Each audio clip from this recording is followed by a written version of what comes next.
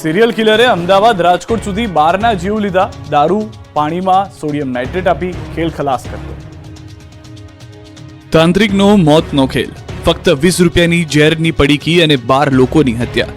સુરેન્દ્રનગરના વઢવાણના તાંત્રિક નવલસિંહ ચાવડાને તો પાપની સજા મળી ગઈ, પરંતુ મરતા પહેલા તેણે 12 લોકોની હત્યાની કબૂલાત કરી. ખુદ પોતાની માતા અને દાદી ઉપરાંત 12 લોકોની હત્યા માટે તાંત્રિક ભુવાએ સોડિયમ નાઇટ્રેટનો ઉપયોગ કર્યો હતો. આરોપી અમદાવાદના અસલાલીમાં 1, સુરેન્દ્રનગરમાં 6, રાજકોટના પડદરીમાં 3, અંજારમાં 1, વાંકાનેરમાં 1 લોકોની હત્યા કબૂલાત કરી છે.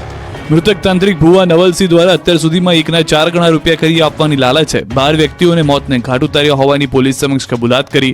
ભુવો લોકોને મોતને ઘાટ ઉતારવા સોડિયમ નાઇટ્રેટનો ઉપયોગ કરતો. સુરેન્દ્રનગરથી સોડિયમ નાઇટ્રેટ ખરીદી કરી હોવાની ભુવાએ પોલીસ સમક્ષ કબૂલાત કરી. ભુવા દ્વારા સોડિયમ નાઇટ્રેટ લોકોને દારૂ અને અન્ય પ્રવાહી પદાર્થમાં ભેળવી પીવડાવવામાં આવતું હતું. પોલીસે કિરણ લેબોરેટરીમાં પણ વધુ તપાસ હાથ ધરે તેવી શક્યતાઓ છે. આ રીતે દહાડ નામની વેબ સિરીઝની જેમ સિરિયલ કિલરે અમદાવાદ રાજકોટ સુધી લોકોના જીવને લઈને હાહાકાર મચાવ્યો છે. નવસારીમાં જૂથ અથડામણ બાદ 300 લોકો સામે ફરિયાદ દાખલ. પોલીસનું ફૂટ પેટ્રોલિંગ અને ભારે બંદોબસ્ત. નવસારીમાં મોડી રાત્રે પાર્કિંગ બાબતે 2 જૂથ વચ્ચે અથડામણ થતા નાસભાગ મચી ગઈ. નવસારી શહેરમાં આવેલ દરગાહ રોડની સામે પેઇન્ટર શેખની ગલીમાં એક દંપતી મોટરસાયકલ પાસે ઊભા હતા, ત્યારે સ્થાનિકે મોટરસાયકલ હટાવી લેવાનું કહેતા બંને વચ્ચે મારામારી થઈ હતી. બંને પક્ષ વચ્ચે સમાધાન પણ થયું. ત્યારબાદ ફરી 100 થી વધુ યુવાનો આવીને સ્થાનિક બહેનો સાથે ગાળાગાળી કરી હોબાળો મચાવ્યો. યુવાનોએ વધુ ગુસ્સે થઈ બહેનો પર હાથ ઉપાડ્યો, પથ્થરમારો કરતા મામલો બીચક્યો. આ સાથે જ તેમને અહીંથી કાઢીશું, બહેનોને કપડાં કાઢીને મારીશું અને જાતિ વિશે ગાળો આપતા વાતાવરણ તંગ બન્યું. લોકોના ટોળે ટોળા એકત્રિત થઈ ગયા. દહેશત ફેલાઈ ગઈ. આ અંગેની જાણ થતાં પોલીસ ઘટના સ્થળે પહોંચી ગઈ હતી. હિન્દુ સંગઠનોએ આ મામલે રામધૂનની ચીમકી આપતા દરગાહ રોડ વિસ્તારમાં ભારે પોલીસ બંદોબસ્ત મૂકી દેવામાં આવ્યો. પોલીસ એક્શનમાં આવીને 200 થી 300 લોકો વિરુદ્ધ ગુનો નોંધી 6 સામે એટ્રોસિટી એક્ટ હેઠળ ગુનો દાખલ કરી 4ની ધરપકડ કરી છે. હાલ પોલીસનો કાફલો ટેકનિકલ હાઈસ્કૂલ પાસે ખડકી દેવામાં આવ્યો છે. અજબમાં ભરી શાંતિ હાલમાં જોવા મળી રહી છે. તુષાર સુમેરાએ રાજકોટના કમિશનર તરીકેનો સંભાળ્યો ચાર્જ. રાજકોટ મહાનગરપાલિકાના 34માં કમિશનર તરીકે નવનિયુક્ત તુષાર સુમેરાએ ચાર્જ સંભાળ્યો. તાજેતરમાં પૂર્વ મ્યુનિસિપલ કમિશનર ડીપી દેસાઈની ઓરડામાં બદલી થતા તુષાર સુમેરાને રાજકોટ મુકાયા. મૂળ સુરેન્દ્રનગર જિલ્લાના વતની તુષાર સુમેરાનું શિક્ષણ રાજકોટમાં થયું છે અને તેઓ 2012 ગુજરાત કેડરના આઈએએસ અધિકારી છે. ત્યારે રાજકોટ તેમની કર્મભૂમિ બનતા તેમણે આનંદ વ્યક્ત કર્યો અને રાજકોટની પ્રાથમિક સુવિધાનું નિરાકરણ કરવાના પ્રયત્નો કરવાની ખાતરી આપી હતી. તેમજ સૌપ્રથમ તમામ અધિકારીઓ સાથે બેઠક કરી અટકેલી કામગીરી ઝડપથી આગળ વધારવા પ્રયાસ કરવાનું જણાવ્યું. હાલ તમામ અધિકારીઓ ભયમાં કામ કરી રહ્યા છે, ત્યારે તુષાર સુમેરાએ ફરીથી પરિસ્થિતિ સામાન્ય કરવામાં કેટલા સફળ થશે તે આવનારો સમય જ બતાવશે. સાથોસાથ પ્લાન પાસ તેમજ બાંધકામ પરવાનગી અંગેના નિયમો હળવા કરીને કામગીરી વેગવંતી બનાવાશે.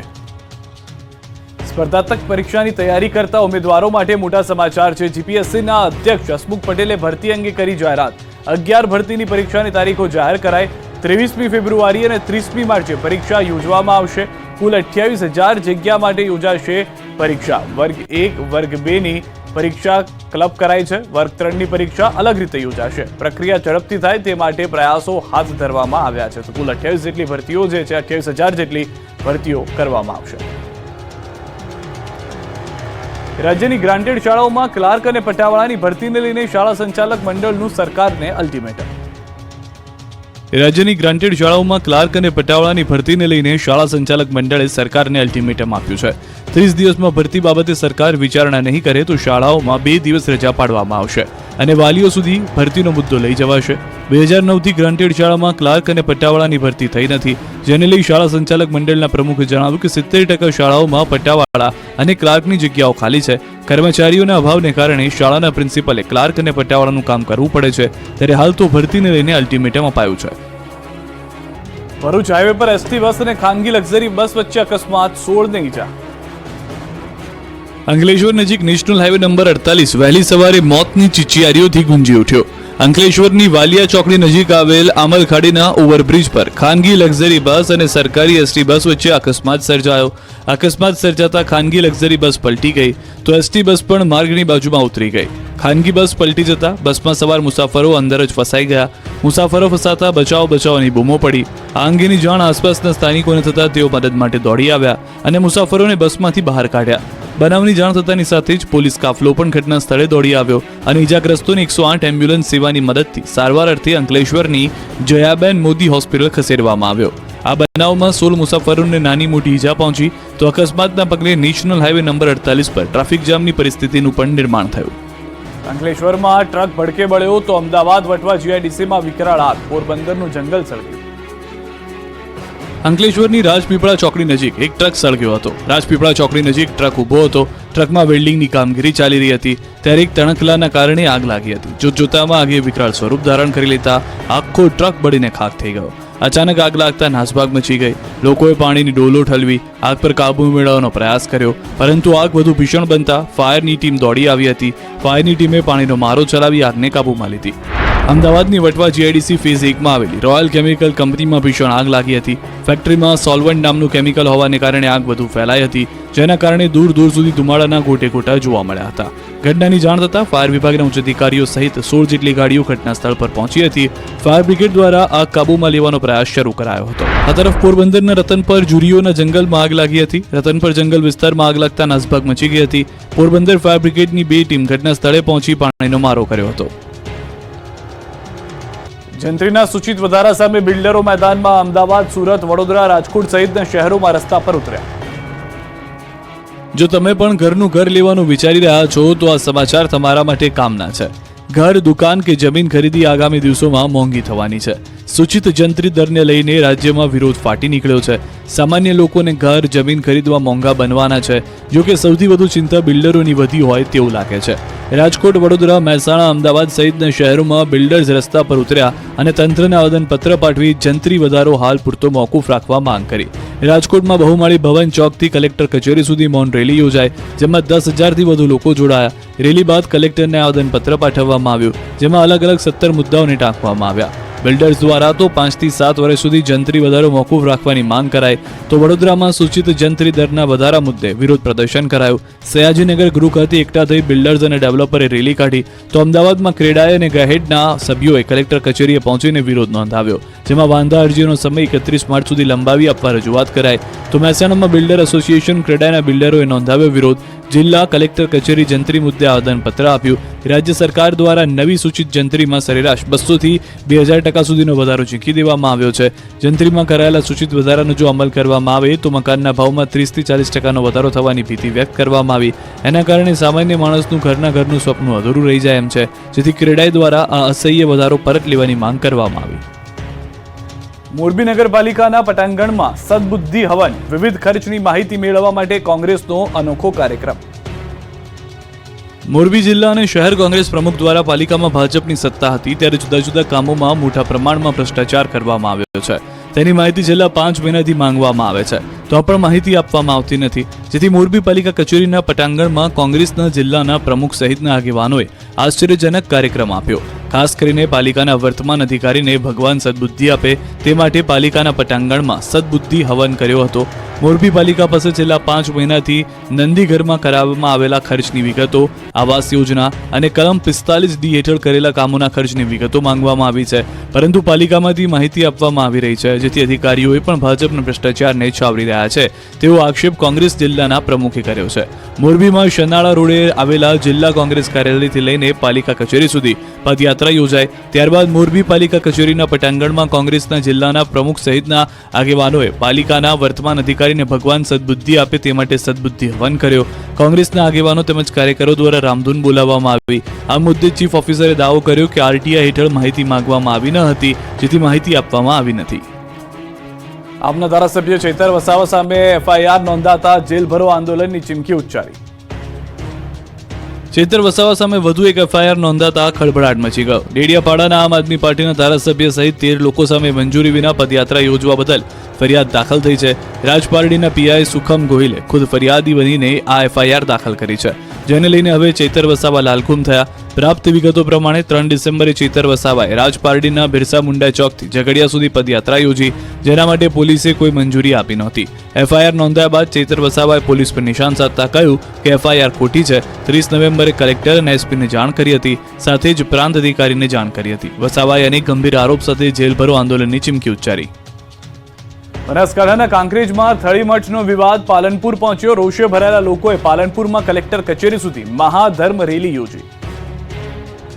આ દ્રશ્યો ઉત્તર ગુજરાતના છે, જ્યાં થળી જાગીર મઠના મહંતની ગાદીને લઈને ઘેરાયો છે વિવાદ. દાવા પ્રમાણે 117 ગામના લોકો પાલનપુરના રામલીલા મેદાનમાં એકઠા થયા અને દેવ દરબારના મહંત બલદેવનાથ વિરુદ્ધ સભા યોજી.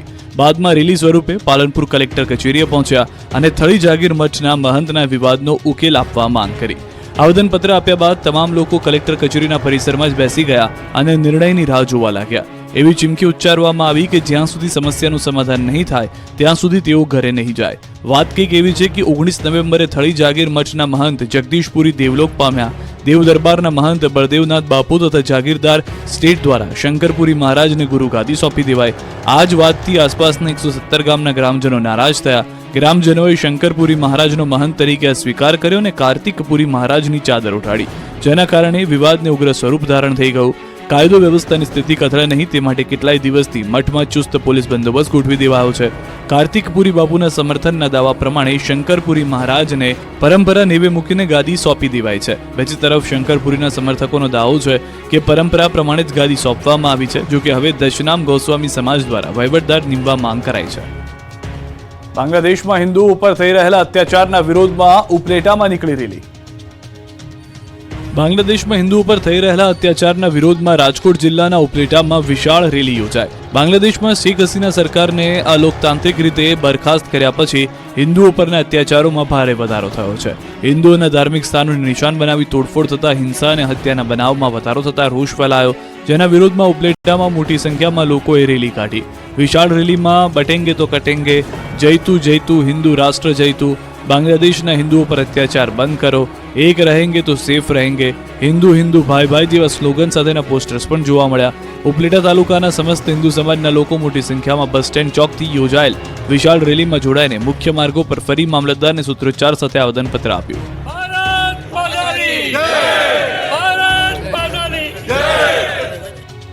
સુરતમાં ચોરને એટીએમ તોડતા પરસેવો છૂટી ગયો, ઘટના સીસીટીવીમાં કેદ. સુરતના પલસાણામાં એક ચોરને એટીએમ તોડવાનો પ્રયાસ કરવો ભારે પડી ગયો. એટીએમ તોડવા ચોરનો પરસેવો છૂટી ગયો. પલસાણા સ્થિત બેંક ઓફ બરોડાના એટીએમમાં એક અજાણ્યો ઇસમ ચોરી કરવા માટે આવ્યો હતો. દ્રશ્યમાં જોઈ શકાય છે કે એક શખ્સ એટીએમમાં ઘૂસીને સાયરનનો કેબલ તોડીને મશીન તોડવાનો પ્રયાસ કરે છે, પરંતુ આકરી મહેનત છતાં તે એટીએમ ખોલી શકતો નથી અને નિરાશ થઈને ચાલ્યો જાય છે.